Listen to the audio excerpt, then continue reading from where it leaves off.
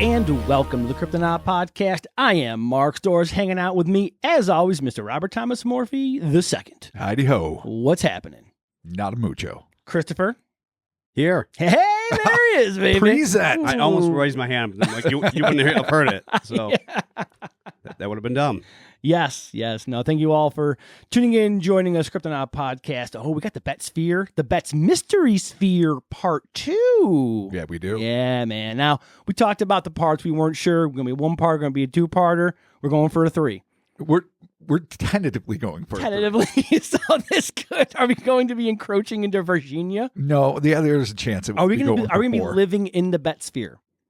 By the end of this, of course. Okay, yes. Cool. No, dude, I'm we're here full on for committed. As I've said many times before, I don't tell the story what to do. It tells me. So, like, am I the muse, or who's the muse? What inspires you? Just the story, the research, the surroundings. Wow. Can I be your muse? That would just be weird. It's like, how am I going to write this story? Mark. Dude, I want him to pay me, dude. I love that. What I love about that is that you really want this. Yeah, and so I want to be your muse. Clearly, you're my muse, but the fuel that feeds the engine is, of course, the research. Okay, but maybe I can also fuel that engine. Okay. Dude, think about it. Are you the research? Am I going to write about you?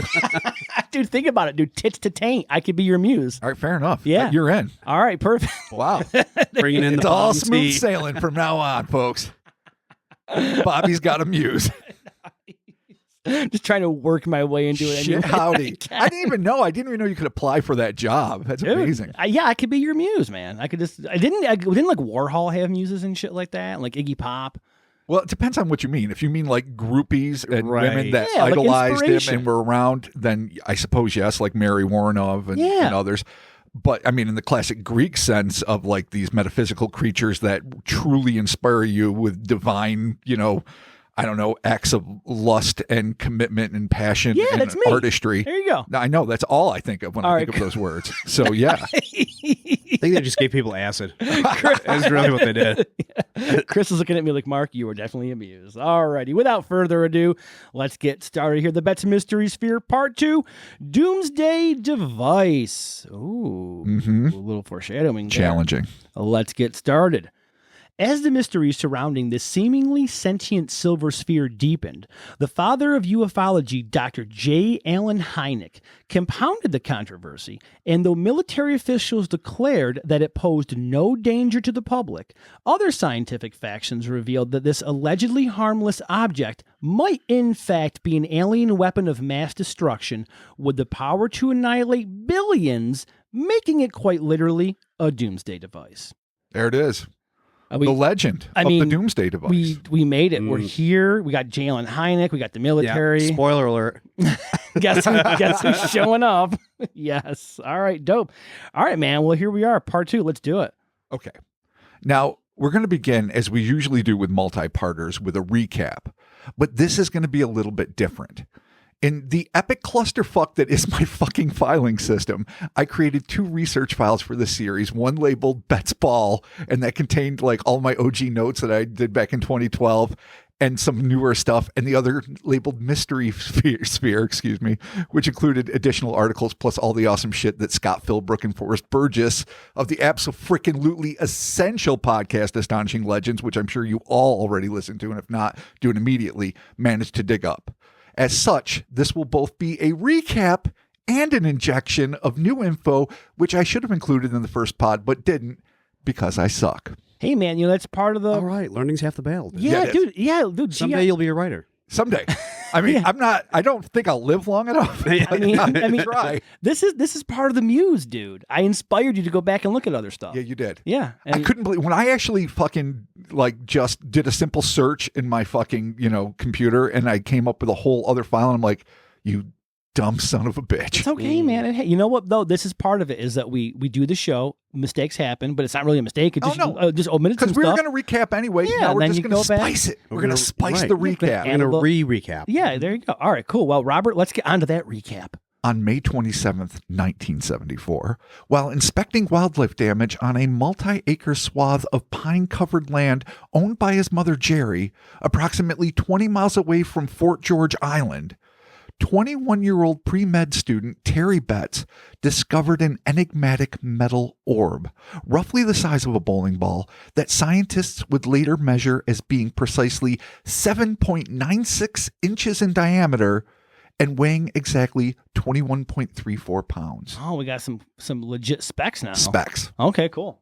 According to an anonymous observer, a female relative of the Betz family, who the Astonishing Legends team managed to track down for an absolutely fascinating interview, and for that, please check out episode 131, The Betz Sphere, part 2 on Astonishing Legends. Again, if you like this, check that out. It's a great It's essential. series. It's awesome. The sphere, though evidently untouched by the wildfire, was found near a section of the forest that was, according to the witness, quote, really weird, because it was like the trees were broken, almost like a microburst had gone through.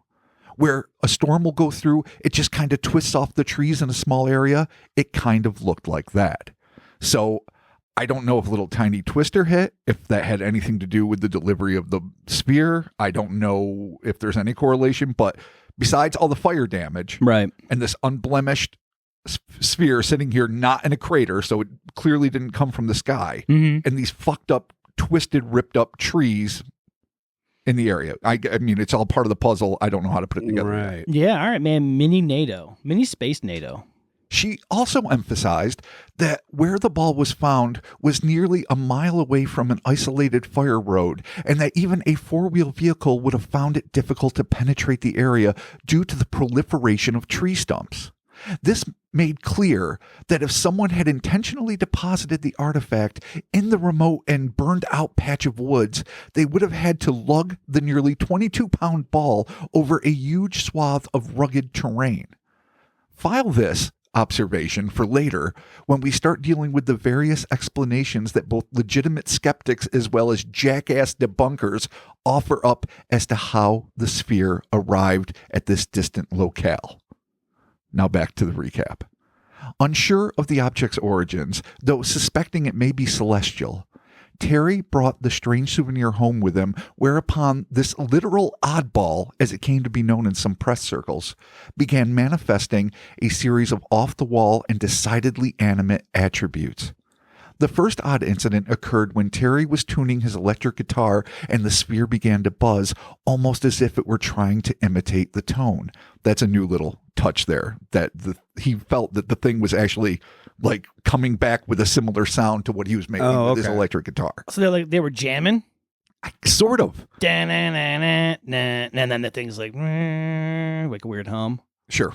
Yeah, it was all Foghat and Nobody Deep wants Purple. to fucking jump in. Fucking. No, this is all you do.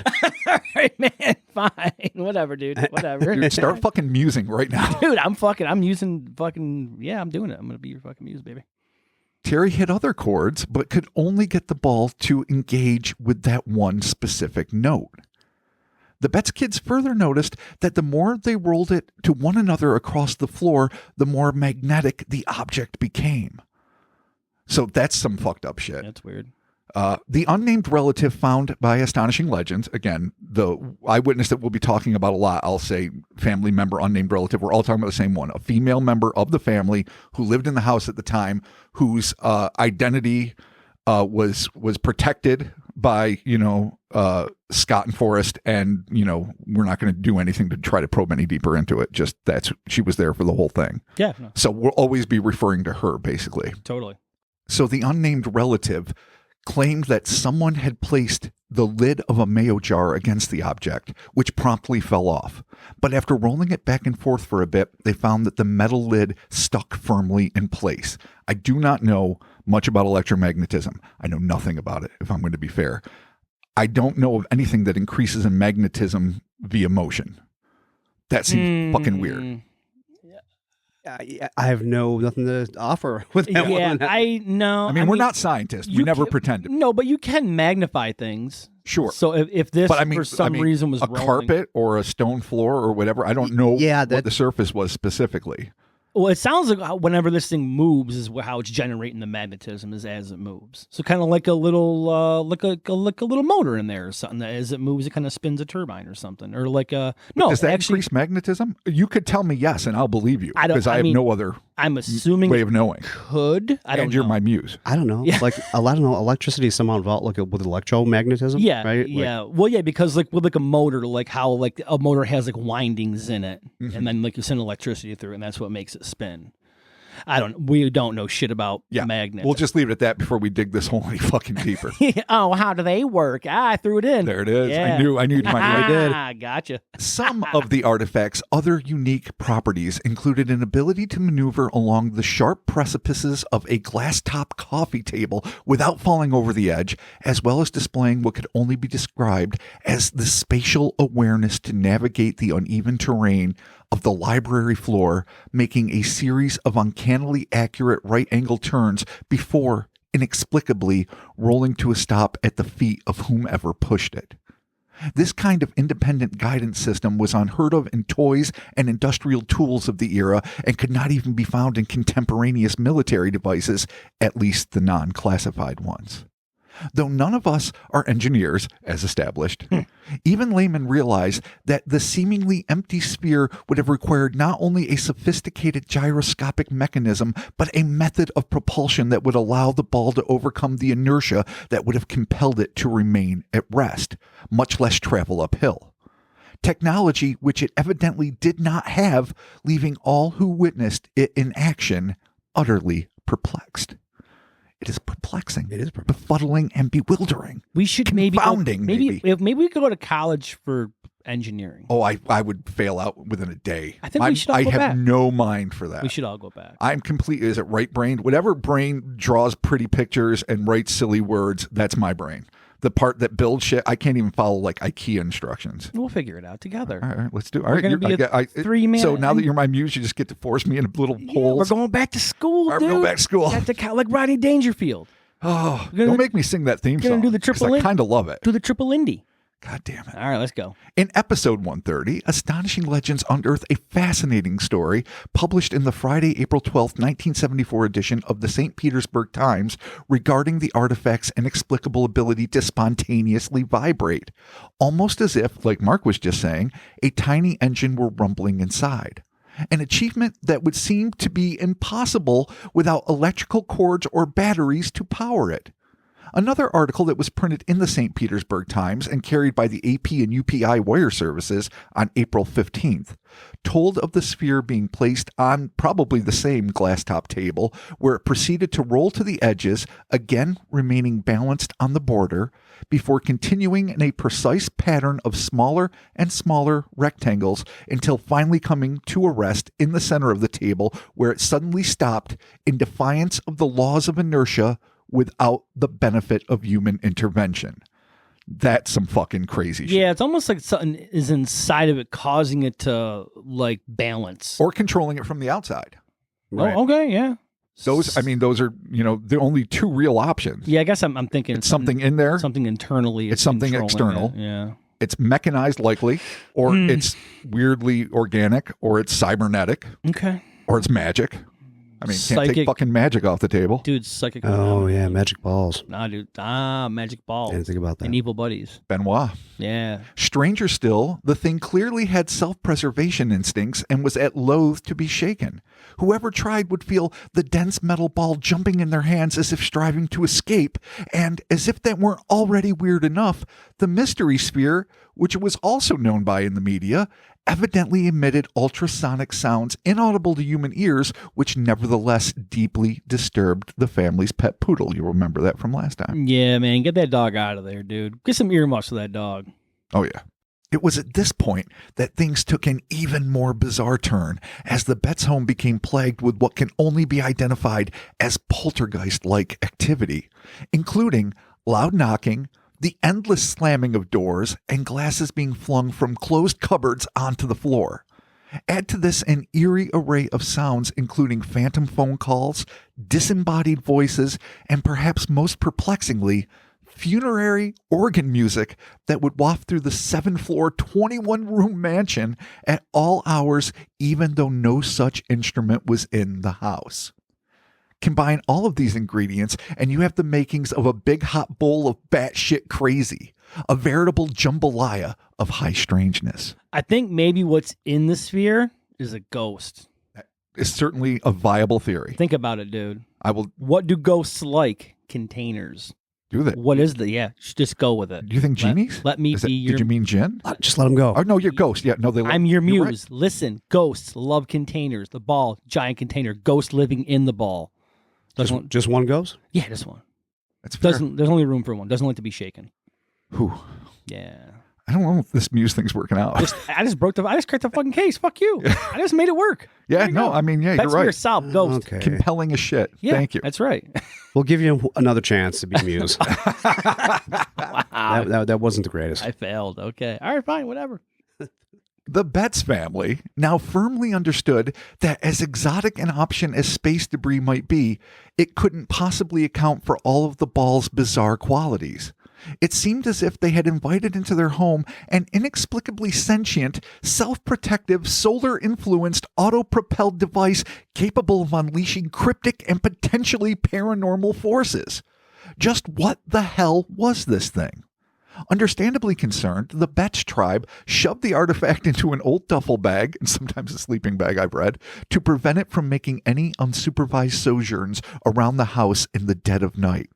And not knowing where else to turn, some sources claim that the matriarch of the clan, Jerry Betz, again, a legend, we'll be talking more about her later, decided to inform the local media regarding their fascinating find in the hopes that someone might be able to help them identify the object.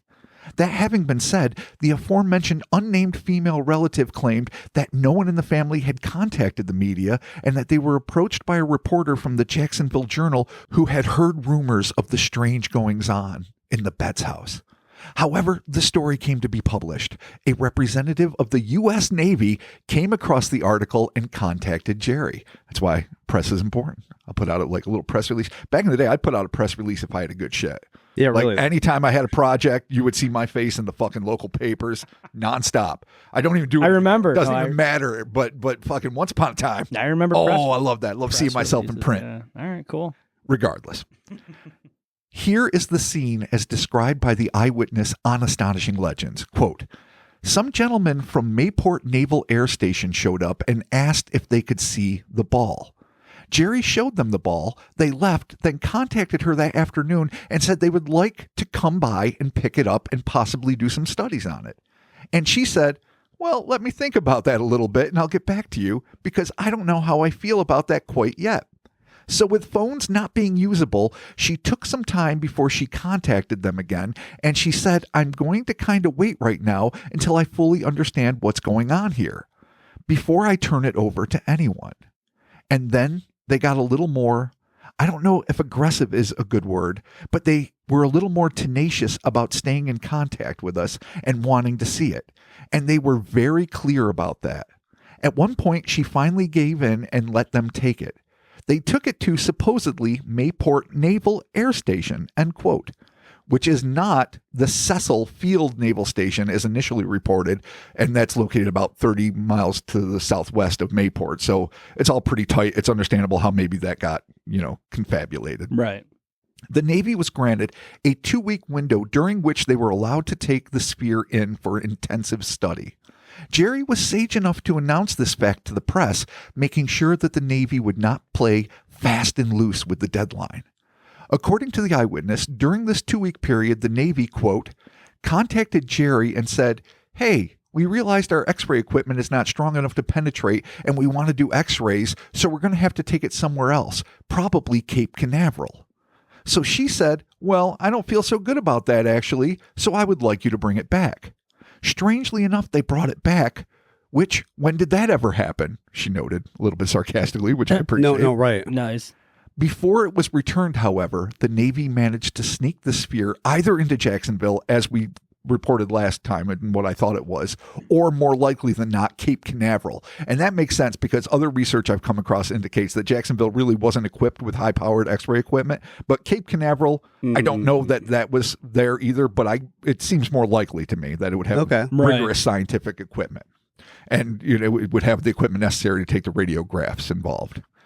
During their analysis, Navy scientists came to the intriguing conclusions that the orb was A, not the property of the United States government, B, that it was evidently hollow or filled with an unknown liquid with a half-inch shell and tiny unidentified particles floating inside, and C, that the object showed no signs of radioactivity and was essentially innocuous. This final assertion seemed to be in doubt when, at the literal last minute, the Navy attempted to reclaim the globe from the possession of Jerry, insisting that they needed to make a few more tests. As the Navy had expressed the hope that they'd be allowed to cut the object open, effectively destroying it, they were denied this request, and the officer tasked with bringing it back, one Chief Petty Officer Chris Berninger, which I can say clearly and fine this fucking week and not have fucking seizures, Berninger, reluctantly left empty-handed. And yeah, I practiced. I'm not lying. But I still challenged myself. I still said, I'm putting it in here. I appreciate it. I appreciate it. The research team at Astonishing Legends also managed to uncover a piece published in the autumn 2017 edition of the Fortean magazine Atlantis Rising. What a great fucking name for a magazine. Love it. Issue 125 to be specific. The article, Strange Saga of the Betz Sphere, by prolific alternative archaeology author Frank Joseph, explained that after the Navy's investigation and subsequent relinquishing of the circular contraption, 3 emissaries from the U.S. Marine Corps, perhaps not convinced of the Navy's conclusions, asked to inspect the object. According to Joseph, the Marines traveled to the Betz house and watched as it performed the same bizarre feats that the family had grown accustomed to. After this examination, it was concluded that the object was not unexploded ordnance. It was then that one of the Marines appeared on a statewide television newscast and, uncharacteristically for a man in his position, claimed that they were not only unable to identify the object, but that the sphere had actively defied the laws of physics in their presence. Oh, no. That's a bold statement in the 70s, I especially. know what's going on. He's going off the res with this one, dude. You gotta bring your shit down, Oh, dog. he got a talking to. Yeah, like if you're There's trying, no way he did. if we're trying to capture this thing, and let's be honest, weaponize it, Sure. you can't be telling people about this. No, you can't. I'd be like, oh, it's hollow and full of fucking liquid, but we don't know what it is. It's worth billions. Or not. And it's yeah, or delightful. not. Yeah, tiny Or not. particles. Mark calls them ghosts, but no, this guy is like, hey, dog, this thing's fucked up. It was rolling. He must have been every- high as It was shit. fucking rolling everywhere, dude. Like 70s Thai weed high.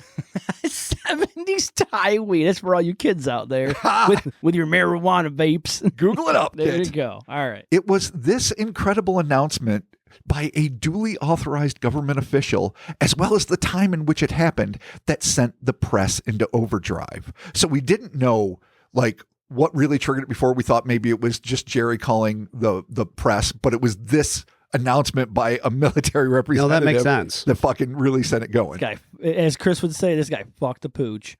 Being as it was the mid-70s, the crest of the current wave of paranormal interest, generated in part by the decades-long space race, the New Age metaphysics of the late 60s, and the sensation caused by the publishing of Eric von Daniken's best-selling Chariots of the Gods in 1968, was at its highest peak since the spiritualism movement began to crash after a nearly 80-year run in the 1920s and the brief yet epically influential flying saucer contactee craze of the 1950s had petered out. As such, reporters, TV journalists, ufologists, and mostly fringe scientific groups came out of the woodwork following the Marines' televised testimony. Some were looking for a quick, silly season scoop to fill inches of column space or a few minutes of airtime, while others were more intrigued by the hard science and secret technology apparently hidden within this odd object. At this point, I would love to tell our listeners to go over to YouTube and check this clip out of the Marine fucking giving this awesome speech. But I can't, because this footage and any other that was shot of the Betz sphere doing its thing is absolutely and inexplicably unavailable. save for one brief clip of Terry Betz discussing the discovery of the artifact at the National Enquirer Blue Ribbon panel of UFO investigators, which we will be getting to in a bit. Though he can be seen spinning the gleaming globe in his hands, at no point does the footage show the ball moving of its own accord, which fucking blows. Because allegedly there were news fucking cameras all over. Right. I'm sure someone in the family owned a Super 8 camera. Huh. There should be footage ahoy. Yeah. And in other events that are going to happen, you know that this was filmed too, like different experiments that different scientific groups are going to do. And yet not one smidge, not one square inch of film is out there in the public domain. Yeah, so par for course. Yeah. Yeah, you have the magic ball and you didn't record it. Good fucking job. Now, this link here for this YouTube video will be in the show notes. So you can go down there, you can click it on YouTube, you can go to YouTube and check it out. So Definitely. Perfect. Check it out. It's titled Man Finds Sphere, WFAA Reports. It couldn't be like less descript. yeah, More nondescript, really. I guess. Yeah, man finds sphere, falls in love with ghosts. There you go. Oh my God. Yep. In her Astonishing Legends interview, the Betz family eyewitness, who was living in the house at the time, as I said, described the pandemonium that had erupted in the wake of this media blitz, stating, quote, "Once it got on the news and they did a story about it, all of a sudden everything went crazy. We had people showing up at the house at all hours. We lived on the island. Fort George's Island probably has 50 acres of just woods and marsh. There's not really much out there. People would just come camp in the woods and you'd look outside and there'd be a tent in your yard, or you'd see some crazy person. Or they'd be trying to get in the house and we didn't have any security really. It was just our home. There was a son-in-law in the family who was a police officer, and he, on his time off, was kind of our one-man security team trying to keep us safe. The kids had to be picked up from school instead of riding the bus because there were people trying to stop the bus. It was just insane. These people and phone calls constantly. This is back before call waiting and answering machines and that sort of thing. So if you're on the phone, your phone is busy for everyone else that calls in. If you put the phone down, literally as soon as you set it down from one phone call, it rang again, and it was that 24 hours a day. So sometimes they would have to take the phone off the hook just to be able to breathe. But if there was an emergency or anything, you couldn't get through because the phone was always busy. Man, you got to get a second line, dude. Better yet, different number. I know, right? Seriously. Couple numbers. No, at that point, yeah. You got fucking the party line here happening. And what are they calling, saying, like, let me see the spear. Tell me Yes. about the spear. Yeah. Can I see your spears? Like, what are they doing? I'm sure that some of them were crank calls. I'm sure that some of them were probably obscene because, pre-caller ID, fuck it, cut loose. Scumbags. See? I know. No, I wouldn't be surprised. But a lot of them were just legitimate reporters or curiosity seekers or Right. ufologists. Some with some import, like with NICAP or APRO, and others probably just amateur enthusiasts. So who the fuck knows? John Keel might have been calling them. Fucking Ivan fucking. I always said Ivan Reitman, but I know Ivan Ghostbuster Lendl? guy. No, fucking guy who invented the word cryptozoology. Ivan T. Sanderson? Thank you, Oh. Lord in heaven. How Ivan did I Reitman? fucking transpose How did that? I know that? I'm proud of you. Vile Yeah. vortices. Oh, I'm that's ashamed of right. myself. Hey, you're my muse again, buddy. There it is. Look I'm what you back. did. I'm fucking Ivan the back, Terrible? He's boys. back. With my fucking globes, my spheres, I'm fucking back. Look at these golden globes, baby. What if Jacques Vallée was man. calling? He might have been. I wouldn't have been surprised Oh, at all. imagine 74? that voice on the line. Hello, it is I, Jacques Vallée. You're like, oh, it's Jacques. Is it Jacques Cousteau? Guys, Jack Valley's calling. Some guy named Jack Valley. It's fucking Jack Valley. Fucking Jack. No, it is I, Jacques Vallée. He's I like, hear all you right, got there, a fucking UFO. there, Mr. fucking Valley. Listen here. It's like a ball, probably a ghost. See, I'm now Chris's muse as well. It works. It's infectious. It was good for that joke. It was very good.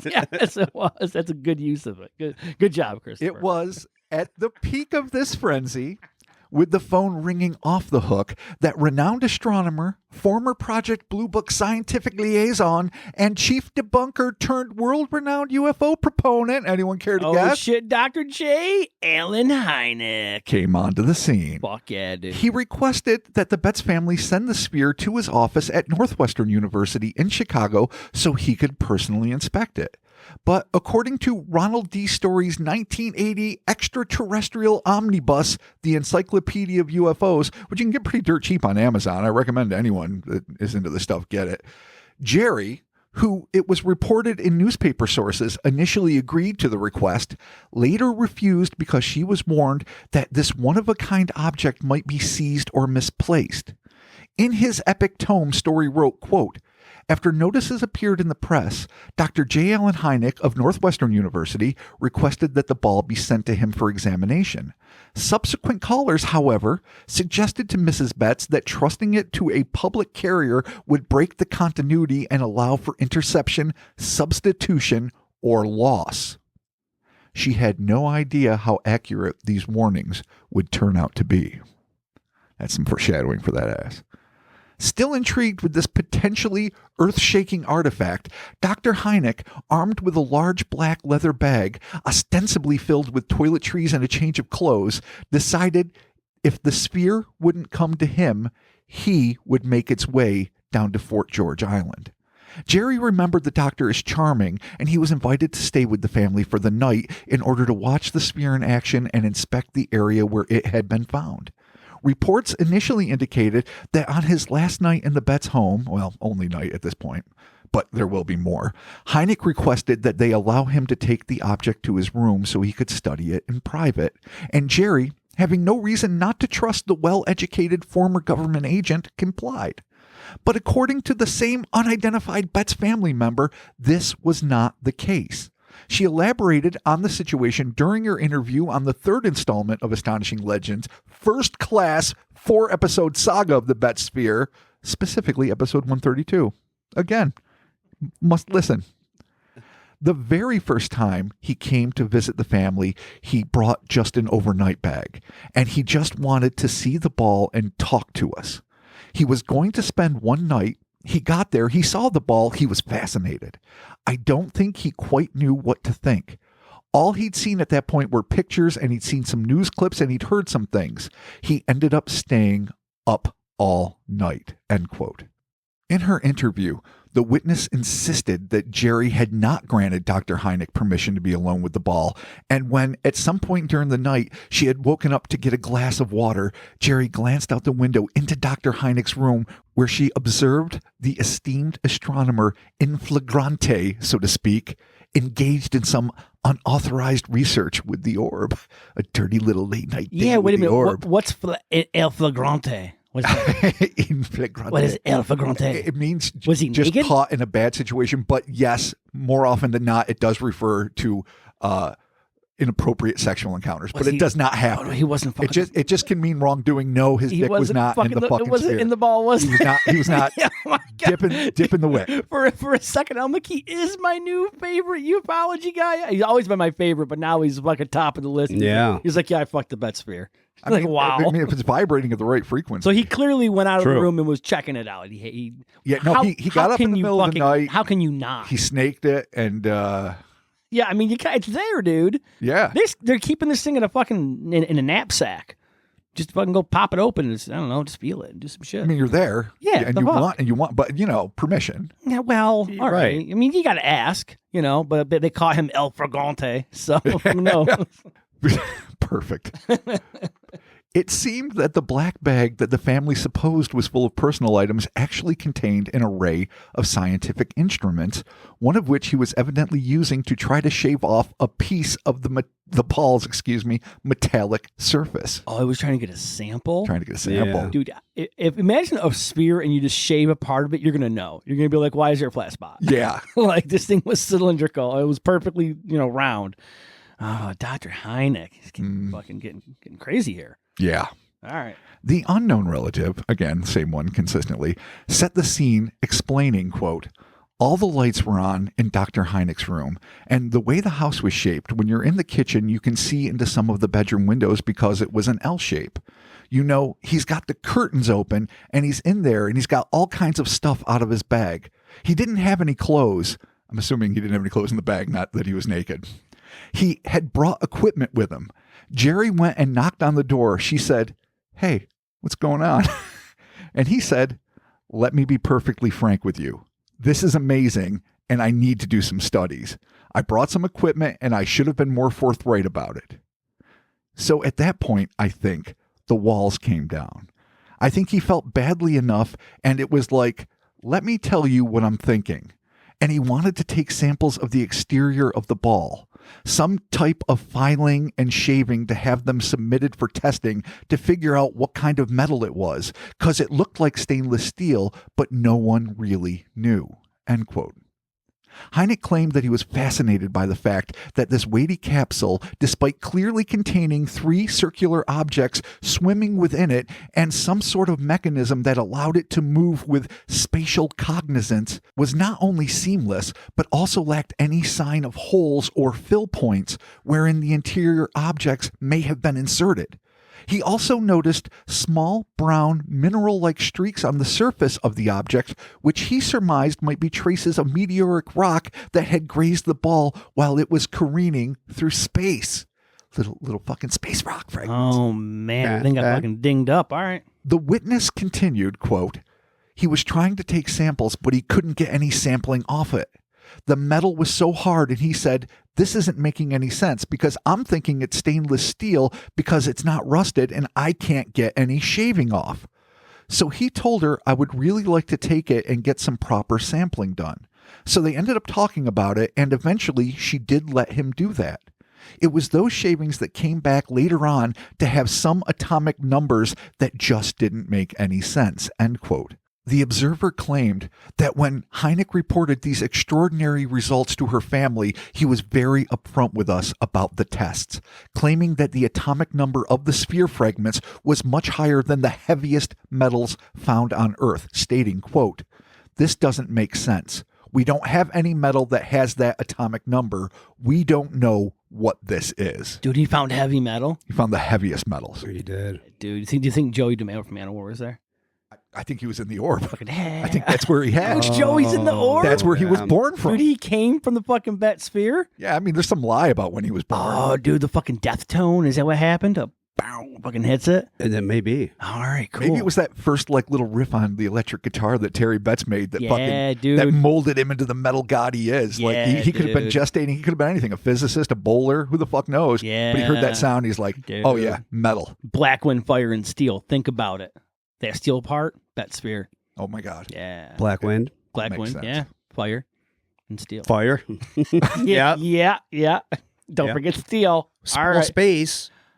Space. And there's solar winds, so that's technically Black Wind. Oh, Look at yeah. Space. I'm with it. I'm Yeah. riding. I'm Destruction. riding this And roller there was, coaster. there was burnt stuff. This great space coaster. I'm on it. Destruction. Yeah. Oh, shit. He wrote it. Someday Joey's going to turn it into the ball and just float away. When his mission And is at the fulfilled. very last Manowar concert.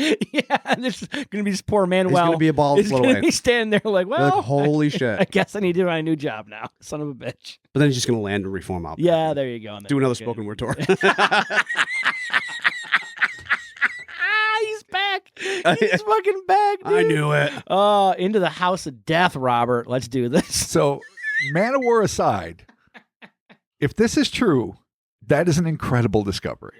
Following this revelation, Hynek, according to AL's informant, became a regular fixture in the Betz household. Quote, J. Allen Hynek was at the Betz house a lot and became a personal family friend and shared things with the family that would rock a lot of people's world. I mean, things that you hear and you go, oh, that's crap, but there's a lot of it. I'm sorry. There's a lot of it that's true. All right. That's crap. Yeah. That's goddamn crap. God damn it. I'm reading it all fucked up. It's okay. So That's just crap. if it's true, all right, so basically what she's saying, I know it's written in a weird way. It's making it hard for me to fucking read, even though when I heard her say it, it made perfect sense. Right.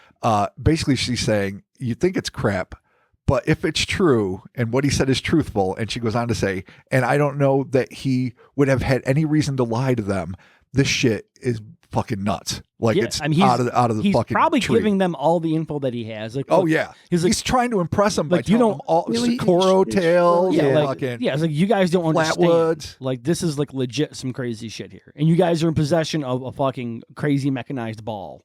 Yes, So yeah, no, and there's layers. There's layers. okay, But the things that he told the Betz family about the space ball were shocking. Unfortunately, I don't know what was said. Oh yeah, but right. they were shocking. They were shocking. Rest assured. There's no follow-up? No. Nice. They were shocking. Perfect. Well, I mean, I guess that it's the heaviest metal since fucking Black Sabbath. Okay. Considering that the friendship shared by Hynek and Jerry was forged in a crucible of contrition after he was caught in the act of stealing samples from the sphere, one might assume that everything from that moment on would be on the up and up between them. But there are those who speculate that the exact opposite occurred.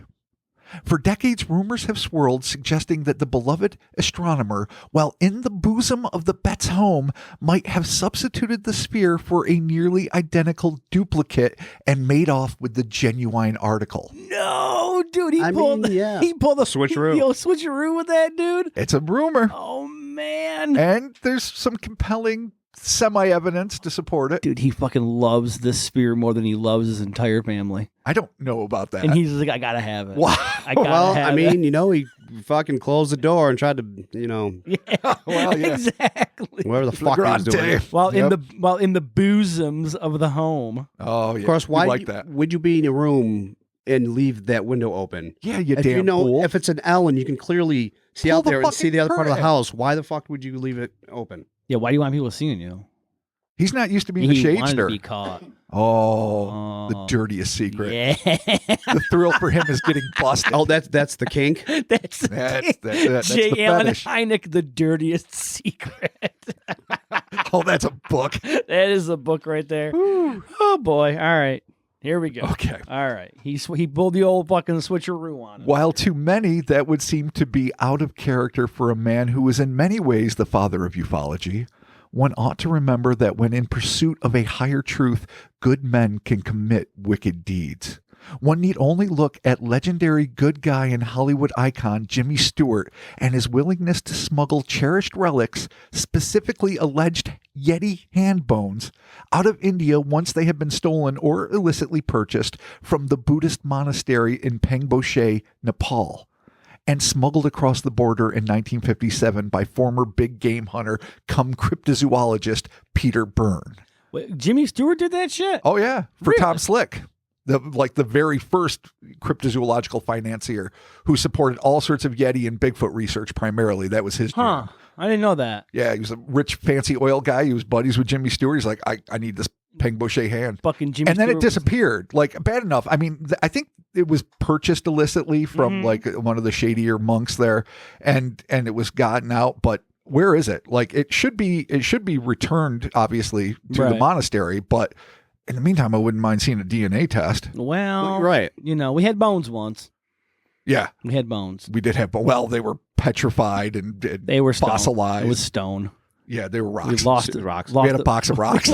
You lost a box of rocks. It was a very complex time in my life. No, it wasn't. That's good It for the was sitting memoirs. there- I remember where it was Oh, sitting God in damn your it. Don't fucking closet. simplify my reality. It If was I literally want in it your to closet. be dramatic, I will let it be dramatic. I'm like, hey, Rob, what up with those stones? You're like, I don't know, man. They're bones. I called like 2 colleges, and they were like, yeah, man, they're fucking rocks. We don't want your rocks. I'm gonna go and do another one. listen here, Mr. Cryptozoologist, with your website. We don't want your rocks. Oh, it was a different me. It was different time. a different time indeed. I'd be much better with someone's bones if they Oh, okay. trusted me again. Jesus Christ.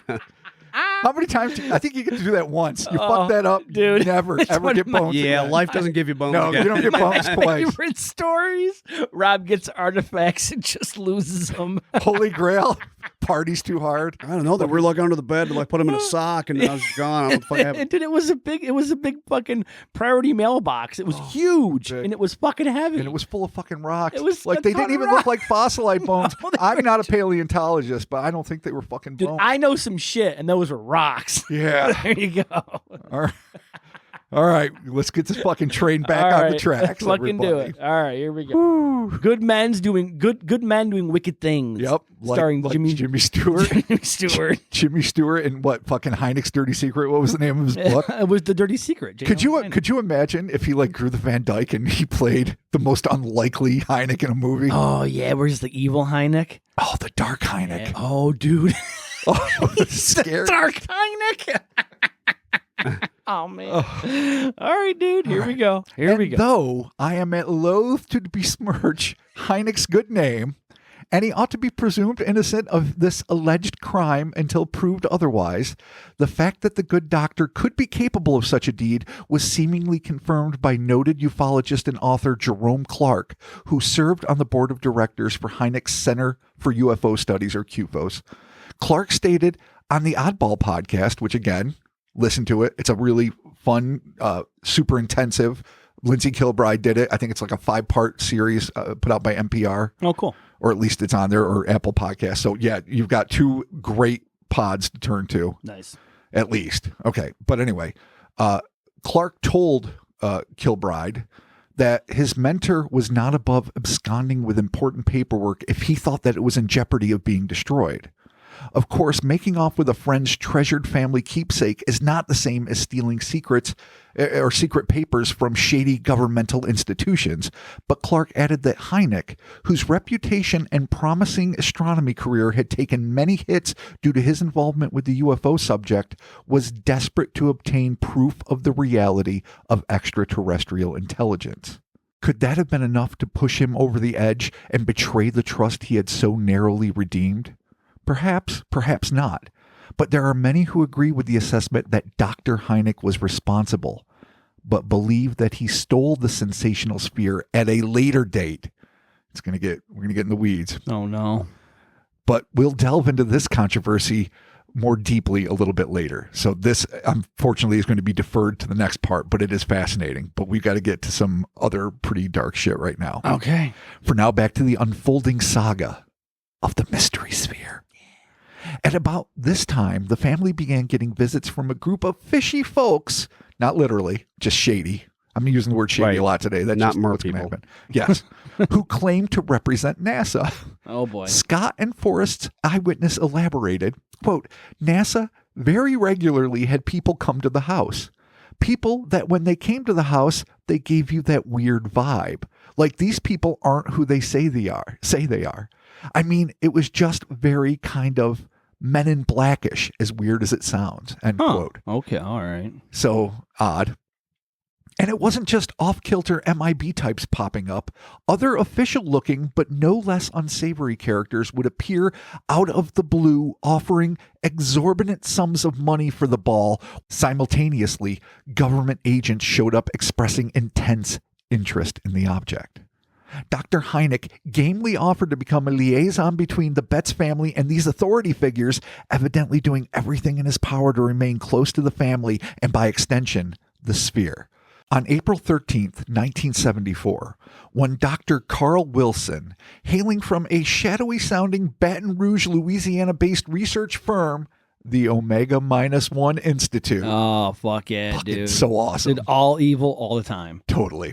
Had the chance to examine the sphere for over 6 hours and discovered what Ottawa's The Citizen newspaper described as, quote, radio waves coming from it and a magnetic field around it, end quote.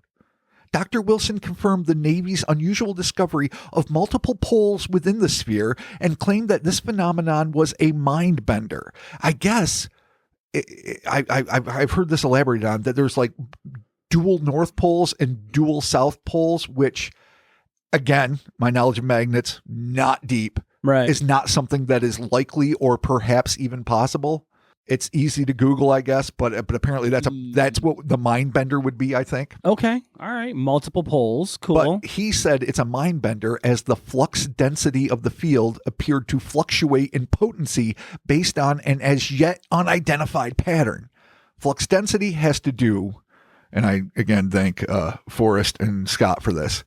It has to do something with, you know, that like kind of toroidal sphere of the like the magnetic field around the Earth. Yeah. And it comes out of the poles, like Right. where the lines come in.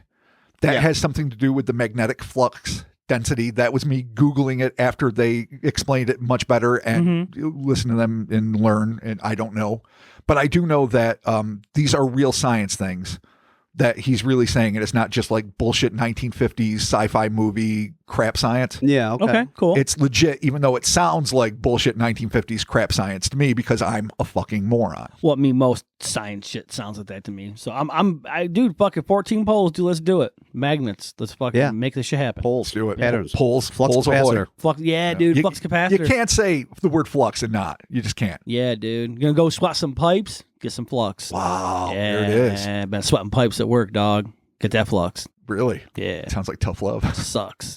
This, he claimed, defied the known laws of physics. So apparently the fluctuating potency of the unidentified pattern of the flux density is not only a mind bender, but it defies physics. It'll fuck your Tuesday up, dude. The scientist evidently went on to insist that the metal that made up the shell of the orb, while comparable to stainless steel, contained an unknown element making it slightly different from steel. Even though Wilson's results seemed to mirror those of Dr. Hynek, his assertions were still considered extremely controversial. Dr. Wilson also studied the orb's ability to propel itself and abruptly change directions, but was, quote, unable to determine a pattern in the movement, end quote, or explain how it was even possible. One of the theories posited was that it might be a damaged extraterrestrial probe, which tallied nicely with the mobile mechanism's ability to propel itself and to successfully navigate potentially hazardous terrain, both of which would be useful when exploring another planet. It was even speculated that it might be some sort of plainly no longer fully functioning anti-gravitational device, perhaps the propulsion system of one of World War II's infamous Foo Fighters. Can you imagine if it was like a dense metal mystery sphere beneath the glow when it's not flying around tormenting Nazis and allies alike? Yeah, or maybe something like what Bob Lazar described. Yeah, a lot like Bob Lazar described. Like the engine, yeah. Yeah, that the guy tried to plasma torch into and blew up. He blew up. Yeah. And then they brought Bob in like, hey, man, you know about rockets? Don't set that thing up with a torch because you'll kill yourself. Yeah. That's tough. Dude, fucking A. I don't want to work at Area 51. I mean, unless I would do it in a heartbeat. job. Dude, I would be a maintenance guy there all day. You kidding me? I don't know. You're going to make the drive every day down there 51 back? I mean, if I lived out there, sure. High desert. There you go. Okay. This was attributed to an unnamed source, the thought that perhaps it was a Foo Fighter engine, who was evidently on break from creating a Blofeldian death ray or whatever the fuck it is that they did at the clearly supervillain funded and intriguingly untraceable Omega-1 Institute. And yeah, look for it online. You won't find shit. Okay. You won't find shit. To make this matter even more puzzling, despite being quoted in numerous newspapers, there are many who've concluded that the uncitable, I think I coined that word, Dr. Wilson or Wilston or Williston, depending on the source, was not even a real person. In the end, the Institute's findings regarding the identity of the mystery sphere were just as inconclusive as every other scientific bodies had been, and the Betz family were no closer to the truth. So again, I don't know what to make of Omega-1 Institute, except that A, it's hella cool, and it should be like something out of the Venture Brothers or a fucking classic Bond film or one of those Euro spy knockoffs from the mid-60s. And I love it. I love it. Like if Mario Bava used that as like the headquarter of the villains in an unmade sequel to Danger Diabolic. Stone classic, by the way. Then that would be fucking phenomenal. Also, just for shits and giggles, a Google taught me that the Omega-1 particle is a subatomic particle that was discovered in 1964 at the Brookhaven National Laboratory in New York, which has got all sorts of like shady underpinnings. When you, again, the word shady, I apologize to everyone. I'm not being very diverse tonight. But anyway, really suspect shit there. So anyway, it confirmed the validity of the modern quark model of hadrons. Huh. But what that has to do with any of this is anyone's guess, and I don't know what that means. I mean, I've heard hadrons and quarks, but I don't. Micro know. Shit is not the quantum. I love it. I love quantum ideas. Like, if you want to talk quantum philosophy with me or string theory, that's all the live long day. Different when you start bringing in the words. And I'm like, nope. All right, you lost me. Can't do any of the math. Yeah, no. I mean, but you give me like a really easy access PBS special with like some Brit that's like, not condescending and makes me feel like I'm smarter than I am. I love that shit. Well, they got that. They got the modern quark model of hadrons, so that sounds legit to me. I guess Large Hadron Collider has to have something to do with it. Yeah, man. There it is. There it is. Putting the pieces together. Oh, we figured it out, boys. Oh, yes. And there's a ghost in that goddamn ball. Oh, is the spear there? Yeah. Is that what charges? Is that what the whole Large Hadron Collider works on? Ghosts? No. Well, I got to get baby ghost in a fucking They Betz smash spear. ghosts together to make a black hole of ghosts. Yeah. Smash the dead. Dude. Hadron Collider. Fuck yeah, dude. Bring me more ghosts. It was then that the contentious capsule caught the attention of noted scientist Dr. James Albert Harder. an APRO advisor and professor of civil and hydraulic engineering at the University of California at Berkeley, which again, no joke, very prestigious, who became increasingly intrigued by the reports he was reading regarding the Betz sphere and decided that he should go and have a look for himself. According to Stories Encyclopedia, the Betz clan conceded to him taking the globe for another battery of X-rays, whereafter Harder claimed, according to Lindsay Kilbride's, again, highly recommended, Odd Couple, Jesus Christ. Yeah, fucking Walter Matthau. Yeah, you know. Fucking Jack Lemmon, if you want to go super old school. Oddball. Klugman and Randall.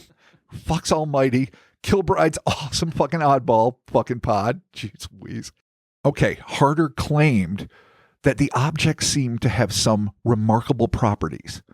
As his investigation progressed, Harder made a series of disconcerting discoveries stating, quote, "I found the thing to be in perfect balance in a way I could not have expected it to be. The results of the X-rays taken on the thing were not what you'd expect them to be either." End quote. In regards to its origins, he said, there hasn't been enough research on the thing to declare it to be man-made or otherwise, intriguingly adding, and I can't understand why Dr. Hynek is so interested in the thing if he doesn't think it's UFO related. That's sort of a flash forward to him. Hynek is going to be a very hard denier of this thing, despite all of the interest he's shown. And Harder continues, Mrs. Betz told me that Dr. Hynek noticed the dead trees around the area where the sphere was found. But I think it would be really interesting to discover if he is about to admit to those trees, end quote. So a little bit of contention there, a little bit like, I think this is real. I know you think this is real, but now you're going out and saying you don't think it's real. It's going to play in with some shit a little bit later. Trying to downplay the situation, get your hands in the spear. All right. This is a little bit Doctor Who-y. Okay. We have to jump around a bit. Harder's biting words were in response to the fact that, as we'll discuss soon, Hynek seemed to publicly deny having any personal contact with the Betz family. And it's fucking weird, but he did. But in reference to the ball, to further illustrate Harder's finds, here is another excerpt from Stories Encyclopedia, quote, Dr. James A. Harder commented that an X-ray of the sphere should result in a donut-shaped presentation.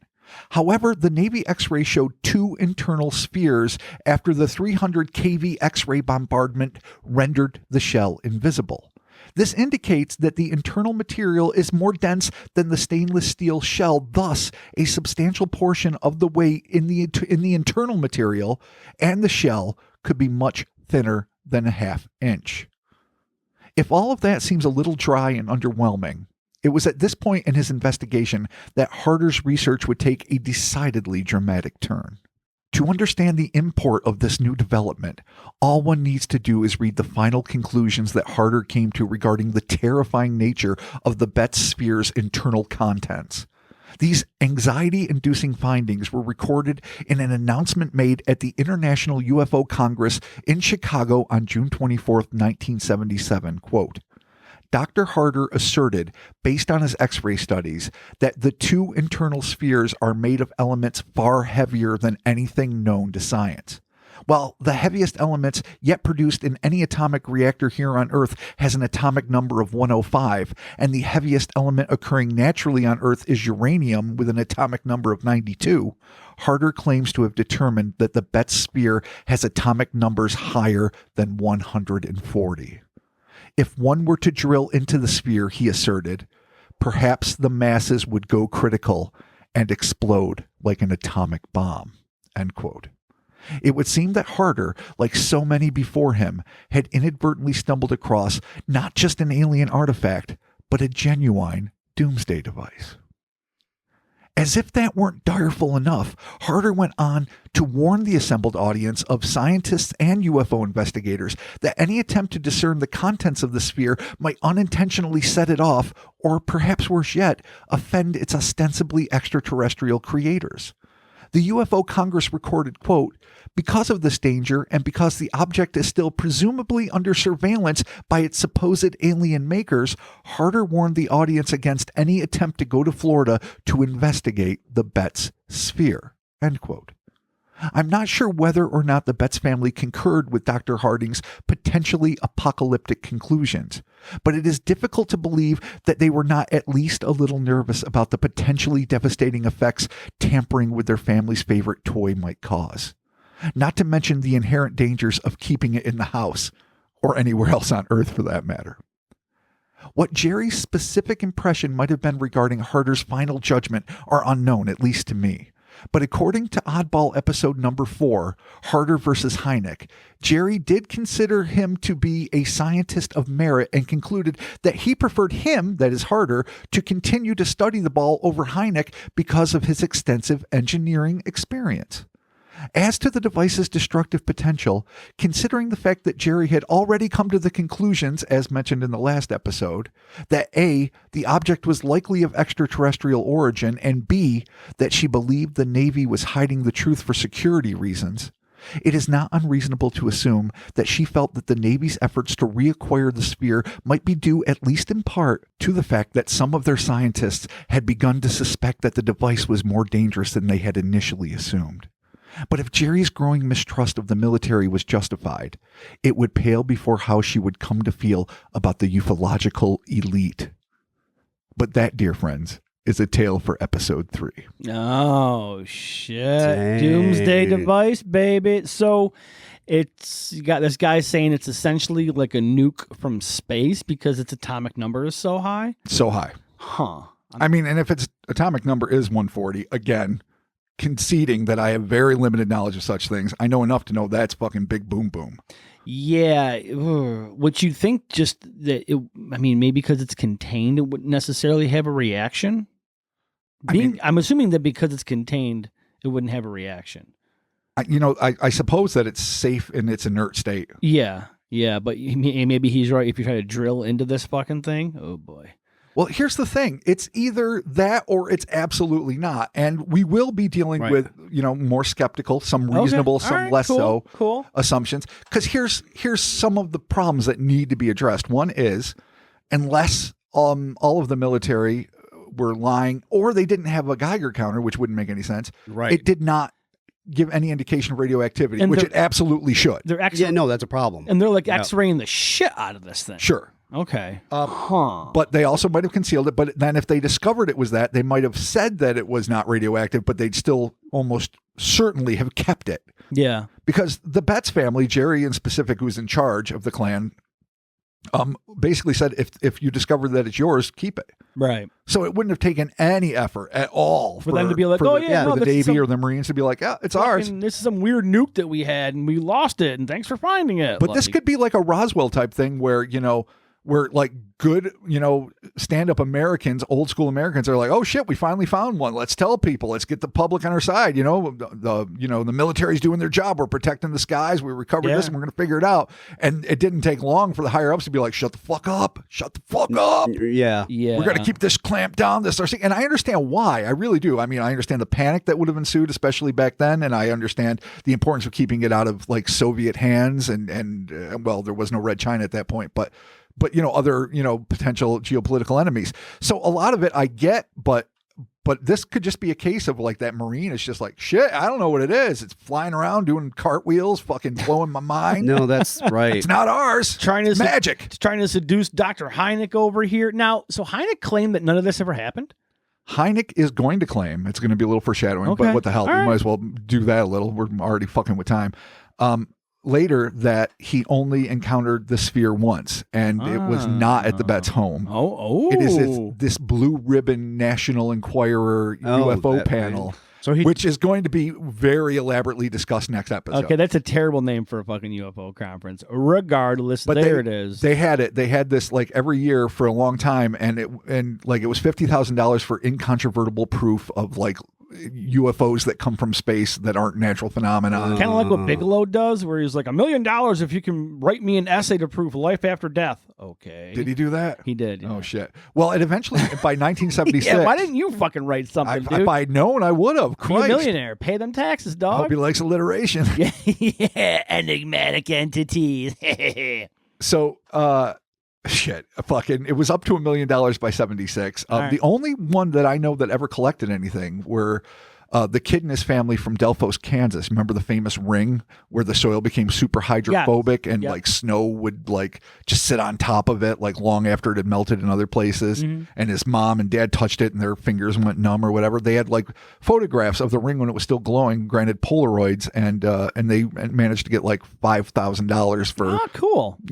Confirmation of some weird shit. I don't know what it was specifically Okay. called. Well. So anyway, we're going to deal with that next episode. We're also going to deal with more of Hynek's chicanery, his shenanigans, if you will. Oh, he's getting Man, he's all right. getting his bag of shenanigans. The Dark Hynek is returning. Yeah, and dude. fear him.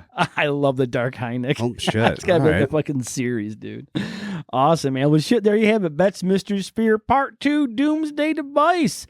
Part 3 coming out next week. Might be a Part 4. It really might be. I just don't know at this Depends on where I push him and what I do. It depends on how early I call him. I gave him an hour today. I spoke to you after lunch. Yeah. And I gave Rob a full hour. Yeah. At 2:00 I called him. It was sweet of you. I told him I let him sleep in. Nice. But I actually didn't sleep. No. I've been writing all night and all day. He then told me that he pulled an all-nighter. And I'm like, why? I do that very Are you often. pulling an all-nighter, dude? All You're the just gonna time I fucking do make that. yourself tired, big dog. Come on. Come I'll on, sleep man. tonight. Big dog. Come on, big dog. You're going to make yourself tired. True. on. I know. All right, man. Well, you know what, Robert? We got some Patreon shout-outs to do. Fuck yeah, we For the do. good folks Oh, to support us over. it's the best of the best. Patreon.com. Saints one and all. Purple pancakes. Oh, hell yeah, Purple Pancake. That's Thank you so adorable. much. Kelly Hoffecker. Yeah, thank you, Kelly. B. Rabbit. Oh, shit. What up, B-Rabbit? Steven. Simply Steven. Daniel Weniger. This is our dude from Germany. It's Oh, Vinegar. Vinegar. Daniel Vinegar. Vinegar. Oh, Yeah. nice. Thank you. He was on the Discord one night with me talking. Oh, yeah, we talked to He him. was fucking- he- One of the super cool campfires. dude, Yeah, yeah. he was super dope. Super dope. Thank you, Daniel. Thank you, Daniel, of course. Joseph Reed. Thank you, Joseph. Melissa Bennett. What up, Melissa? Amulis. I'm going to go with that. Yeah, dude. Amulis. Amulis, I like it. There it is. Fuck, I'll just keep saying it. Whatever. Amulis. Honey Cooper. What up, Honey Cooper? Thank you so much. Shepherd. Yeah, Sheps. shit. What's happening? Shep, thank you. We appreciate Thank it. you, everyone. Thank you, all the people that have already gotten shout outs. Thank you, all the people that haven't gotten shout outs yet. And thank you for everyone who's just listening and supporting or buying a t shirt in any way you can. Yeah. It means the world. And you guys are awesome. And you keep this fucking train wreck rolling. Dude, we appreciate it. And you guys are keeping Robert and Christopher gainfully employed. That's true. Bless There your you go. hearts. Yepers. Yeah, there it is. And yes, the Patreon is over at patreon.com/Cryptonaut podcast. Check that out. Whatever tier you get on, the 1 or the 5, you got access to the Discord. Yeah. Discord has all kinds of crazy shit happening. Super fun. The app itself has been updating quite a bit recently. There's all kinds of new shit happening over there, so it's kind of cool. All right. Yeah, it's always dope. It's a great community, great people. It's Yeah. fun. It's interactive. And the app is super easy. If you have it on your phone, if you got it on your computer, I have it on both of mine. It's super easy to use. It's not hard at all. Very, very user friendly. So be sure to check that out.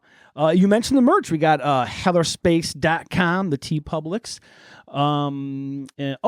Cryptonautmerch.com, which, if I'm not mistaken, this episode itself comes out on Memorial Day. Mhm. And there is a sale today when this comes out. Oh, snap. Yeah, over at cryptonautmerch.com. All the way till midnight? I don't know. And if for some reason they fuck it up and you go there and there's no code, let me know, because it's supposed to be like 10% off, I think. But I've told them like 3 or 4 times, like, yeah, man, sign us up. We're going to do Memorial Day sale, get some people some deals. So this could be fucked or not. Yeah. We don't know. Well, We'll see. it's your chance to get some stickers, some Yeah, Venezuelan man, little some mugs. feeds, We got the anime shirt. the anime We got shirt. The Venezuelans. Loveland we got the Frogmen. Frogs, all kinds of sweet So we got a shit couple there. of Todd Purse. We Yeah. got Yep. my loving homage. So if you're listening to Japanese this and you're like, animation. yo, I want to get some fucking dope shirts, cryptonautmerch.com, check it out there. And as always, the Instas and the Twitters and the Facebooks, the socials, we're doing it, we're hanging out. You know, mostly the Instagrams, we're just kind of chilling there, doing our things. I DM. still visit Facebook occasionally. Yeah, no, I try to pop in a couple times here, a couple times there, but yeah, Thank you to all those folks. you can follow us, DM us, whatever. There's all kinds of fun stuff happening there. So yeah, there you have it. Thank you all so very much. Hope everyone's having a great Memorial Day. Absolutely. Yeah. And I'm time. probably drunk. Super so- safe. not too sober, unless Yeah, of course there it that's is. your way, and then I respect that. Yeah, whatever you gotta do, man. There it is. We are definitely not potting next Monday because we're all probably going to be pretty fucking drunk together. Yeah. Yes. Yeah, that's which what is happens. great. Yeah, when this comes out, you could be listening to Yeah, it. you'll be listening while we're drinking. Yeah, while I'm in a parade with friends. Oh yeah, you Hammered. will be riding drunken Yes. in the morning parade. Yeah. I know. I'm not getting up for that. Oh Dude. no. Drinking starts at 8:30. God And bless. every Why, year, though? Rich, our good buddy Rich, every year starts a little bit earlier. It's like, it's 8:15, you're fine. It's 8 o'clock, you're fine. I'm like, dude. When's the parade start? Oh, shit, we don't line up till 11? 11, yeah. So why the fuck? Because You need 4 hours. You know why, Robert? Because tradition, because America. Okay. There good you enough. go. Because of Fair enough. holidays. The eagle, the baby, the Bible. Fair enough. Yeah. Oh, God. All right. Exactly. All three things. Hence, this week or this year, probably we can start drinking at 7:50. We'll Good see. for you. Yeah, we'll see. Yeah. I do just it. hope you're still functioning by the time I get there. I'm pretty good. You're always in the game. Well, you drink those beers that make you not drunk. What the fuck You beers? just pee and get headaches. Like Coors Light? yeah, all that. It's just And water. PBRs? Yeah, no, I crush them. Dude, Once you get that first case in, you get a buzz. yeah. Yeah. Then that second case in is Dude, just bloating, I've been- shitting. I've been You're not wrong. I have been crushing some of those Mick Ultras because they're tasty and there's a little bit of Are they? alcohol in them. They're good when Is there? especially when I'm cutting the lawn because I can just like every pass just crush one, fucking throw it, crush one, fucking throw it. And the pool's open. Just throw it in your pool. No, I just throw it in the yard. I know I have a stash of cans in the yard. When I do the yard, I just fucking throw cans.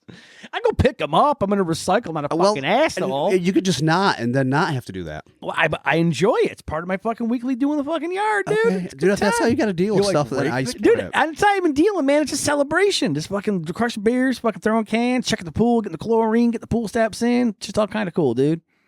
Yeah, and American Dad. Okay. then I'm passing the fuck out at 6:30. Nice. Like, good night. There it is.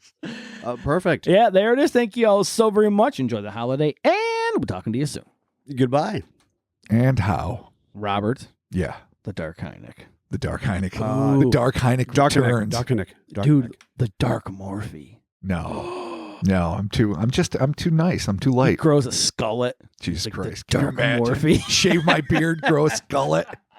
Oh, that is the dark. Oh, Oh, I'm man. making myself sick. Just imagining it. No. Why'd you say though? You are absolutely not my You can juice. put that tear on your face and be like, the Dark Morphe. Oh God. Oh, yeah, that's right. remember The that? eyeliner. Yeah, dude, yeah, the I remember that. That is the Dark Morphe.